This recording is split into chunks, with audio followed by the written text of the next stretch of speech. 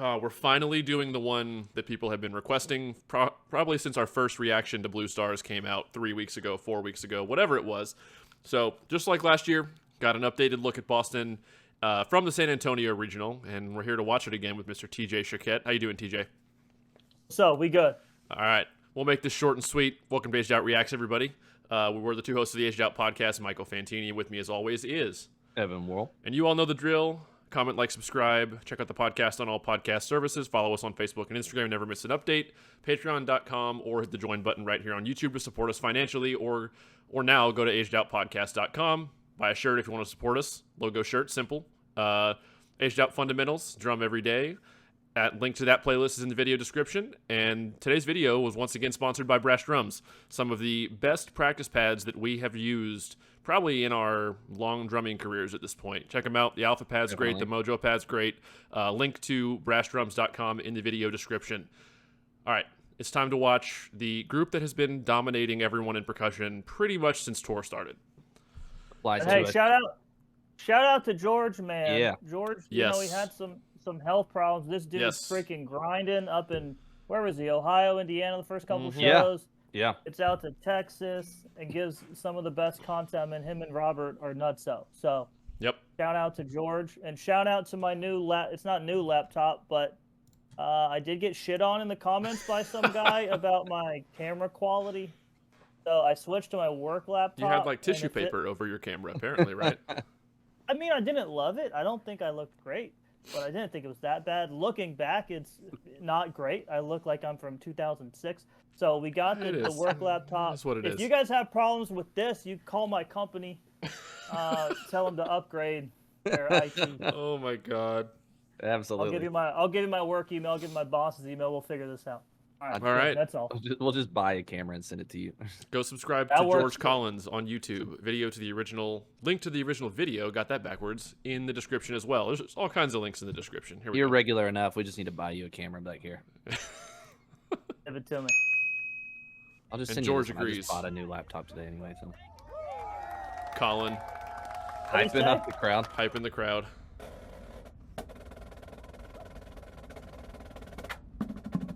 Dude, they play rolls so low. So low. Uh-oh. Hold there.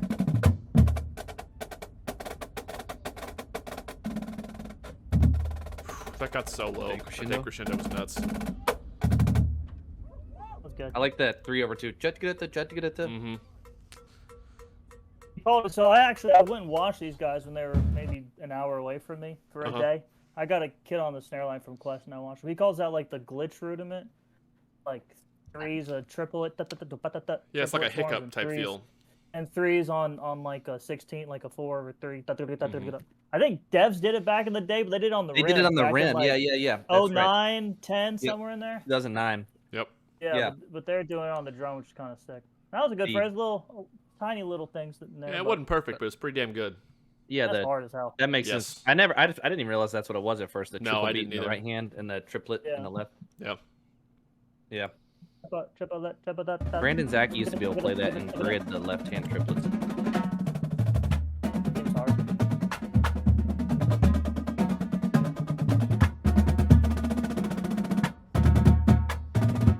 Colin loves his big full rolls.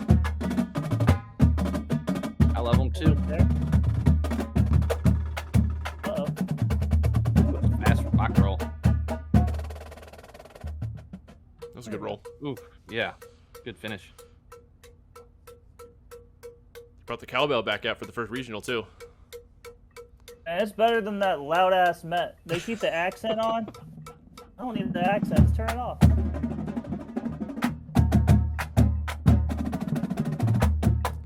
Good job coming off the shot into the threes. Relaxing the hands.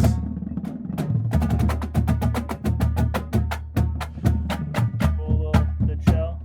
I'm going to point something out that, based on that phrase right there, to me, having seen them a lot this year, flow streams, saw them in person really early on, it seems like he might have taken the approach a little differently this year of actually taking a little bit off the top to allow for more consistency. Like, there's parts of the book that it's not just notes all the time, the whole time, that are so dense that just I feel like he wrote it in a way that's still hard, still has that high velocity density of notes they're known for, but it's just a little bit, it's not the whole time. So it's like, it allows for more consistency to hopefully just take it all the way across the finish line. Yeah, like 2022, when it hit, it was like probably one of the most impressive things I've ever seen. That Atlanta lot, man. That ATL lot in 22 was nuts. But it was just like crazy. That was like crazy. Like, yeah, we were all three sitting next to each other.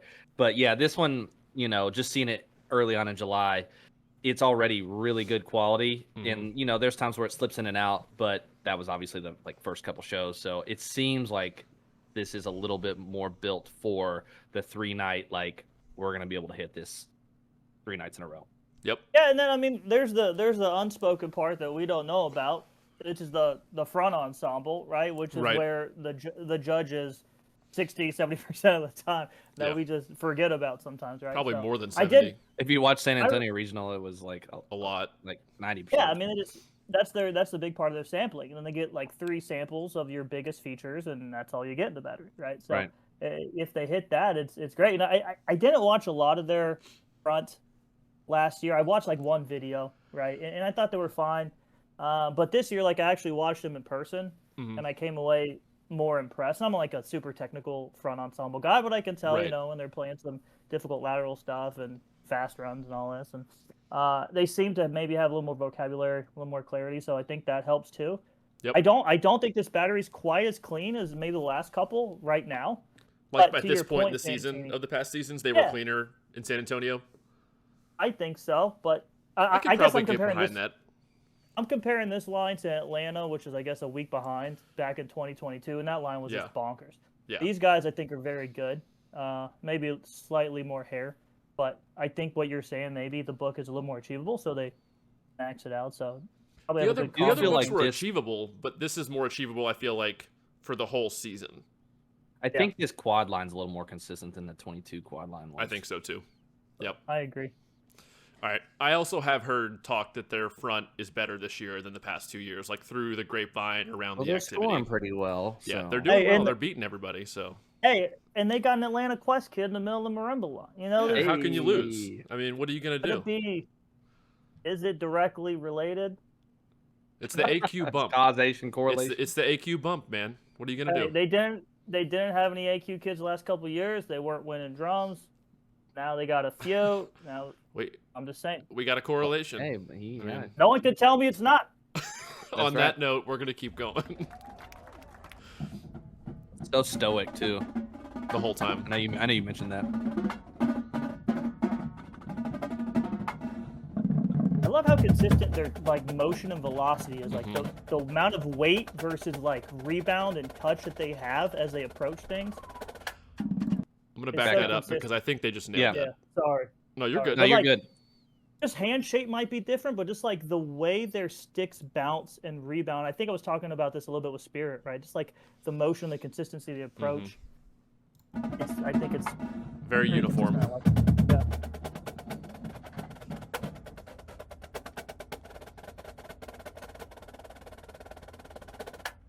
Yeah, sneaking that forward the end so hard. That's a balanced roll.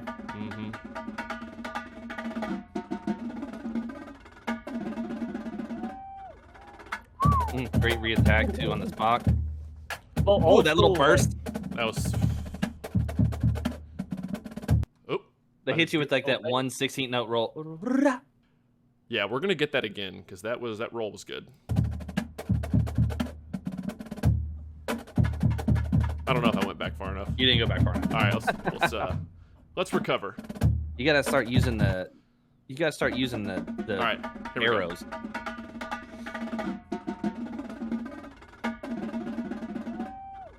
That motion's cool. It's like so old school quad playing, but it's sick.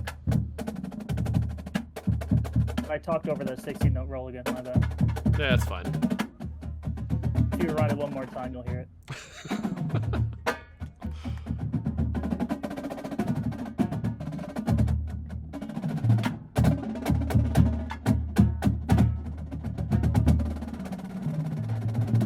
Dude, how they sneak some of those low fours in there is nuts.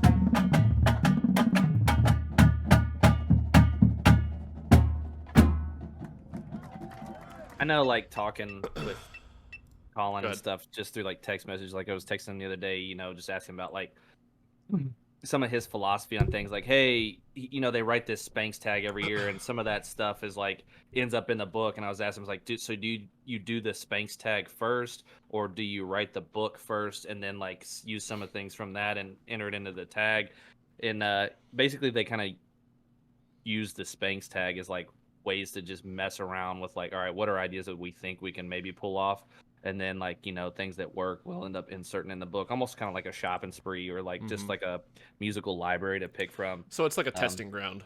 Yeah, and he uses a lot of inspiration from like his SCV days with like Murray and Brian Perez and stuff like that. So, fun fact: this book, if you didn't know, and I don't know exactly what they play, but like for the layman to kind of watch some of that stuff, like it sounds cool. But like if you actually look at what they're doing in one of those phrases, they got like a 5-note roll to like a 16-note flam thing, into like a triplet 5-stroke, into a flam, and then they play some like 5-lit A beaters. I mean, just the touch changes and the metric changes every single fucking beat. It's really difficult. And then like some of that stuff they're going to like pianissimo, and then they're kind of bringing it back up. It's just it's hard and it's cool. It's like that last triplet roll that ended with the low 4. Not only was the roll like this freaking high, but they only like put an emphasis up to like mezzo piano to get the 4 out. Like just it barely just like squeaked in there, and the difficulty can just not be understated. Yeah. When the 4 became like a ubiquitous skill set across people, I don't know when that happened. But Boston was the first to do it. BD. I don't know. Boston was the one that I'm glad it was like after me though. But they're all so good at it. I know. I know everybody does it. I barely know how to teach it. I'm just like, play a 4. Yeah, just get a little extra note. Play a 3, but with one more note. Just inch and stay relaxed at the same time. That's all you got to do. Relax, then push. You know, what are you going to do?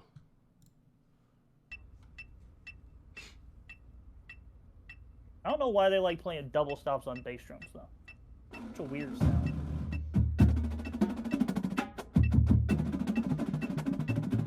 The Swisses for Swiss days. Army. Yeah. I love double flame drags. Oof. That's good. That's hard. That's hard Yeah. and good. I'm going to back up to that in a sec. Yeah. Dude, the double flan drag into the triple flan drag. Yeah, bass, a little rough.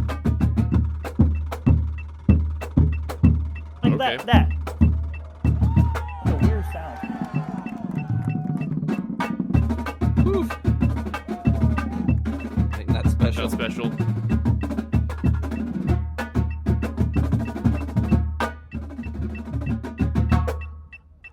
Dude, they're just like stone face killers. There's a lot of like Spock rolls written under big other like bass snare unison, and there's this just jamming it. So I got to back up and play that whole last phrase one more time. 1, because it was really good, but 2, the thing that you pointed out, TJ, with when they're like the quads are coming out from behind the snares and they're playing, it's so full. The sound is so, those double strokes, those isolated high double strokes as they come out from behind them. It's across the whole battery, bass, snare, quad, and it's just listen to the fullness and the balance and clarity of the sound of that. It's just so pleasing to the ear. Turn them up.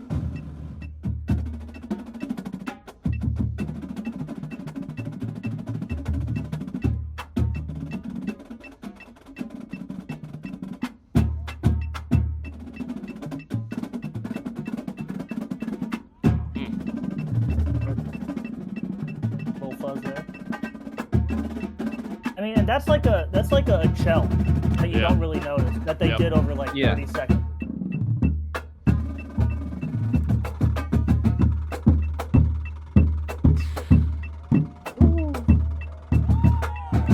Long spot roll. Up in the top.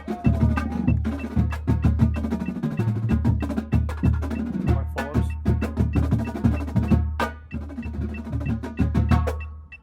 That shot at the end is so good. Shirley Murphy's and 3s for days. Man. Yeah, and you're right, Evan. I mean, we were talking about this earlier. Like, it's like anti-WGI. Their faces, like their performance, is just like, here we are, drilling a hole in your head. We're playing, and that's all you get. We're here. That's what I always did love about. It's calm and intense. Yep. That's what I did like about drum corps. Like, I did love the intimacy of WGI, but there was something about drum corps where, like, I just have to go out and just throw this down, and I don't have to, like, be overly performative. I just have to, like, be within myself, because that's what made me comfortable on tour, at least, because, like, I didn't never overhype myself. I was never one of those people that was, like, yelling and screaming before shows. I was just like, I know what I have to do. Just, like, here, sit me up at page 1 and start. Yep, just tell me to go. I gotta say, after hearing more of this, to mirror what you said, DJ, at the beginning of the video, I feel like they might be a little dirtier at this point in the season. Like, and I say dirtier, they're winning drums every night. I just mean like a tough word. More scratchies, more little scratches here and there than I notice or remember from 22 and 23 by this point in the season. But it could mean they're going to peak at the perfect time and continue to just do this and only have to plateau for like 5 days when it's just right there. Because I know they've struggled with plateauing potentially or peaking a little early, like in Allentown or Atlanta in the past couple summers, and then had trouble maintaining that for the rest of the season and without overthinking.